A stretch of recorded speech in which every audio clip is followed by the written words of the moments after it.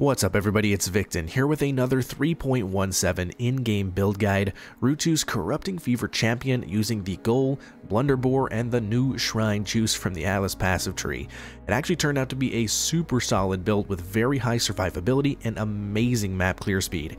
Even in Juice Delirium mirror maps, which is actually what I have been doing to earn currency, I've been getting a consistent 250 to 300 Simulacrum Splinter stacks every single map.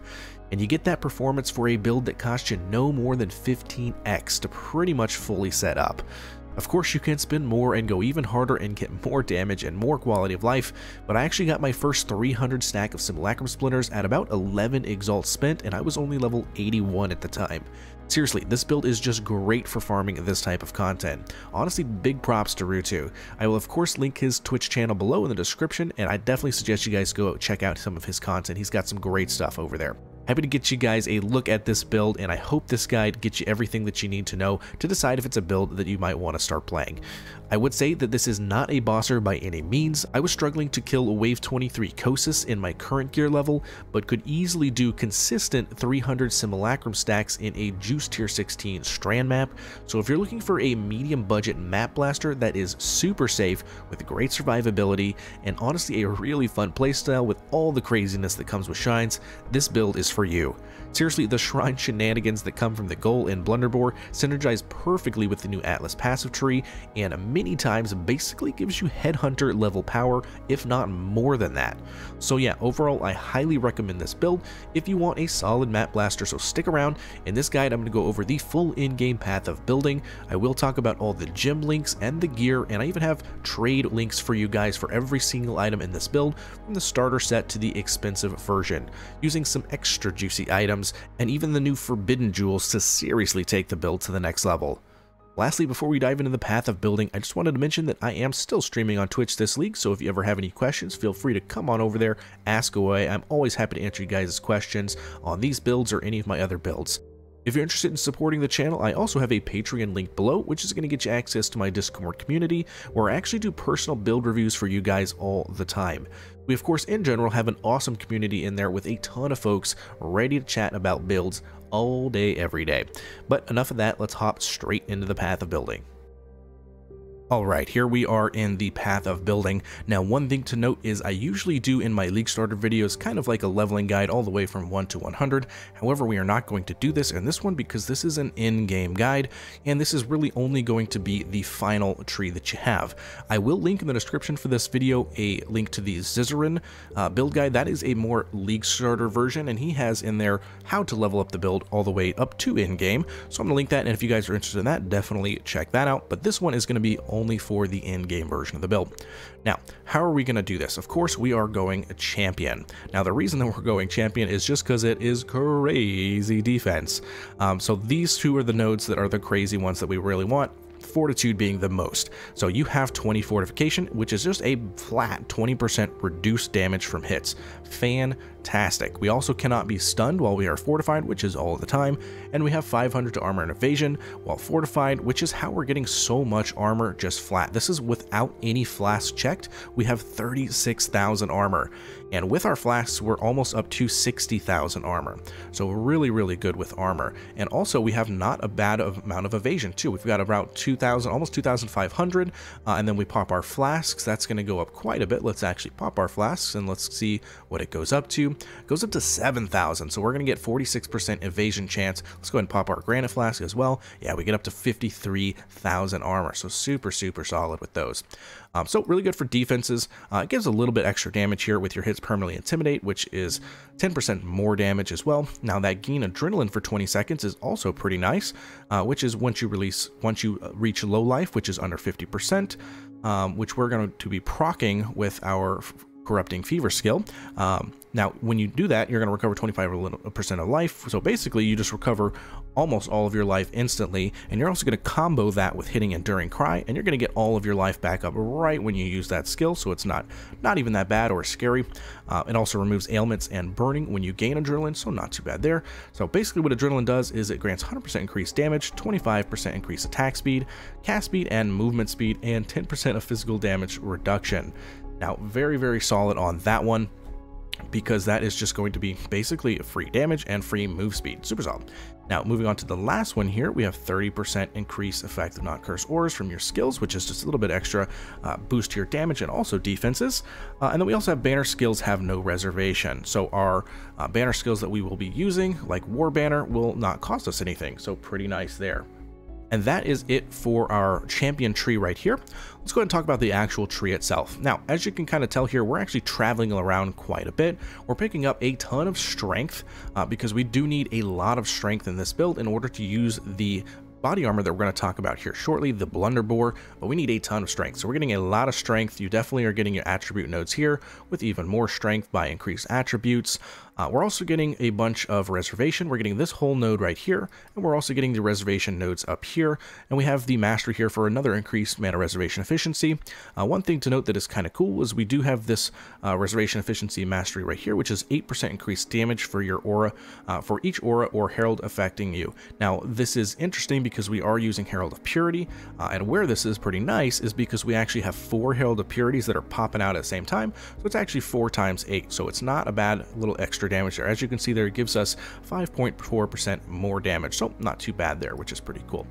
Now, we do have a couple things that I will mention that are a little bit more on the higher end budget, which you don't have to do by any means until you can actually afford it.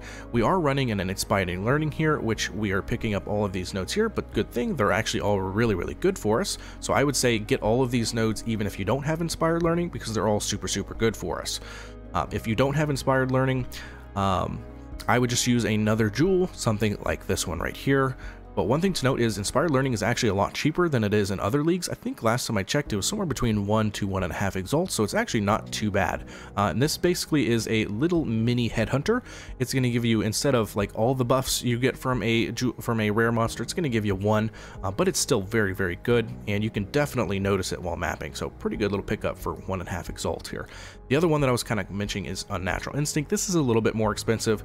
This I think is about 7 exalts, so you do not have to pick this up by any means until you actually have that currency. I would actually get this probably somewhere around last in your build. Get all the other things that you need first, and then get this probably pretty close to last, but it does give you quite a bit of stuff, a whole bunch of extra damage and a whole bunch of extra quality of life, so it is definitely a good pickup, but again, you don't have to get it until last. For our cluster jewel here, we're going to go with one like this, with Battle Harden, Furious Assault, and Master the Fundamentals. This is not too expensive. This is only a couple exalts when I purchased this myself. The Master of the Fundamentals is pretty good because it has that 10 all elemental resistances as well, which does help us with our elemental resistances, so I would probably kind of focus on that one if you're only getting 2 of these. Furious Assault is increased attack speed and cast speed and increased physical damage, and the Battle Harden is 30% increased evasion rating and armor, as well as some physical damage. I would say the most 2 important ones there are the Master of the Fundamentals and Battle Harden, and if you can get Furious Assault on there as well, fantastic, but if you can only get 2, at least get that Master of the Fundamentals. Very good. Now we do have Resolute Technique here so that our hits cannot be invaded. We don't need to crit in this build, doesn't matter one bit, so picking this up makes us have 100% increased accuracy, which is perfect for the build. Other than that, we're just getting a ton of life, basically everywhere that you can see. We're getting a little bit of the other skills here, as you can see right here, Crush enemies for 4 seconds when they're on full life. We're also getting some increased life regeneration rate because we do use life tap on a lot of our skills, so we're actually taking life instead of mana, which is how we're able to only have 65 mana reserved here. We're getting very low on our mana here because we don't use almost any skills that actually use mana. Most of our skills are using life, which is why it does help to get the life regeneration, which is pretty nice. We're at almost 700 life regeneration without basically even trying here. Very nice. And as you guys can tell, we're at 7,000 total life here, which is very nice. And when you're actually in the hideout with the lesser massive shrine buff, that jumps up to, I think it's about 7,200. And it jumps maybe 7,100, and it jumps up to about 7,300 when you're actually in a map getting the shrine buff effects. And that's just my build level here. I'm only level 95 right now. You can basically, the rest of the nodes here are basically life nodes. Like you could pick up a life node here, you could pick up a life node here, and you could pick up a life node here. And at that point, what, we're at 98, and we're up to, probably at that point, you're up to 7,700 life, and almost 8,000 life in a map. very, very solid as far as life. Our armor is sitting, like I said, at 36,000, so very, very good physical damage mitigation here. For our elemental resistances, we don't have as much kind of damage mitigation here, but it's not a huge deal. But just kind of note that is one of the things that does hurt a little bit more. As you can see, our effective maximum hit taken here is 76,000, which is very high. Even on tanky builds, like my Skeleton Mage Necromancer was like one of the tankiest builds I've ever done. It was only at 60,000. This one is at 76, so pretty juicy on that one. And that's pretty much it for over here. I mean, as you can tell, we get some extra damage nodes here, and I mean, that's really it as far as the tree itself. Let's go ahead and go over the skills. Alright, for the skills. Now we have a couple main skills here. We have Kinetic Blast, which is going to be the main way that we are attacking in this build. We have Kinetic Blast, Chance to Bleed, Life Tap, and Greater Multiple Projectiles. These are basically all just regular default ones with the 20% quality, of course. The Kinetic Blast and the Chance to Bleed, you definitely want to make sure you get the Chance to Bleed so that we are having 100% chance to bleed so that everything is exploding, which we'll talk about here in a little bit. And of course we want Life Tap so that we're not using our mana, we are using our life, which is totally fine. So that is your main way that you're actually attacking and basically casting everything else. Exsanguinate, we have that in our weapon, which is a Poet's Pen. We'll talk about that here in a little bit. And we have Exsanguinate, Brutality, and Controlled Destruction. Nothing too crazy with the quality, alternate quality here. We do have Ashes of the Stars, which is going to be boosting the quality of all of these gems by quite a bit. We'll talk about that when we get to the items here. I will mention in a few of these kind of some of the reasons that the Ashes of Stars is very helpful. This one actually is a reason that the Ashes of Stars is really good. Vol Molten Shell, we are actually going to have default here, so it's actually increased duration effect. So in this build, instead of 20% increased skill effect duration, with the Ashes of Stars, that goes up to 50% increased skill effect duration, which is very good when you do like Vol Molten Shell, or even just the Molten Shell, since we are going to have Molten Shell on our left click, and it's going to be auto-casting it for us when we just run around. Now, Flame Dash and Arcane Surge we have there as well. Arcane Surge, make sure you keep that at only level 5. That is going to give us some extra spell damage, which does help out a little bit with our damage. Now, for our auras here, we have Malevolence, Pride, Herald of Purity, and Enduring Cry. Now, I like Anomalous Herald of Purity. Anomalous Herald of Purity, minions have 10% chance to taunt on hit, so that's actually going to go from 20% to 50%. So at that point, it's going to go, I think it is, let's see here, let's do some math because I hate math. So it's going to be 25% chance to taunt on hit. That's actually really, really good. You wouldn't think it's crazy, but it's actually really good, especially when you have bosses. Your little dudes are going to be taunting those bosses, and you can just freely cast. So actually really nice there. And the default one on Enduring Cry is actually pretty nice as well. Nothing too crazy though, and none of the other ones here are really that good. The Pride one is definitely good though. It has Divergent, which is going to mean nearby enemies have 2% physical damage reduction, so that's actually going to bump up to 5% instead of 2%, so that's pretty good as well. Moving on here, we have Shield Charge with Faster Attacks, Determination, and Warbanner. Faster Deaths should be 20% quality here on that for sure. And Shield Charge one should be 20% quality as well. I should have done that. Apologies. Determination, of course, is just fantastic for armor. Definitely get a level 21-0. Very, very good here. The War Banner, same thing, just default here. Moving on to our body armor. This is the main source of our damage, mainly with Corrupting Fever. Now, when you use Corrupting Fever, it takes life from you, and it's going to give you a buff. It's going to give you a buff that deals a lot of damage with the Adrenaline, which is what we talked about earlier through right here. So it combos really, really well with that. And basically we're going to be using Corrupting Fever as well as Reap, which is our single target skill. Now how you do this basically is anytime you get to a single target mob, you want to hit it with 5 Reaps. You want to stack that up to 5, and then you can start throwing on your Corrupting Fever using Kinetic Blast and stack that up, and it's going to be doing a ton of damage. That is how you do decent single target damage. You want the 5 stacks for Reap, and then you want to apply all the Corrupting Fever, which is Corrupting Blood, via Kinetic Blast. And that's kind of how that works. We also have Awaken Swift Affliction here. We have Life Tap, we have Efficacy, and we have Brutality, which technically this should be Awaken Brutality if you want to spend a little bit more currency, and that will crush enemies, which is pretty nice, but we do get crush enemies here, so it's not a huge deal. But of course, it's just more damage since it's Awaken Brutality if you really want to do that. Moving on to, that's it. We have Create Lesser Shrine, which is pretty nice. That comes from our chest piece, which we'll talk about here shortly. And Vulnerability, that is going to come from either your ring or from your gloves, again, which we'll talk about here shortly. Move over to the configuration tab so you guys can see there's no shenanigans going on here. Do you have endurance charges? Yes, we're going to have endurance charges. That is because we are using Enduring Cry very, very frequently. And I think that's literally all I've done.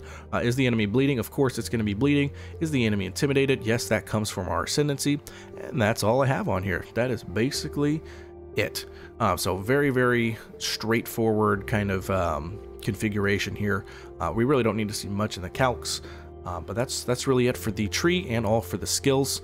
So let's go ahead and move on to our next section. Alright, with this skill tree and gem links out of the way, let's go ahead and go over the gear. So first we're going to talk about the weapon here, and great news, it is incredibly cheap. The Poet's Pen. This is basically a free Spellslinger gem for your Exsanguinate. Anytime you use Kinetic Blast, it's also casting Exsanguinate, so it combos really well since it adds even more damage over time to the enemy.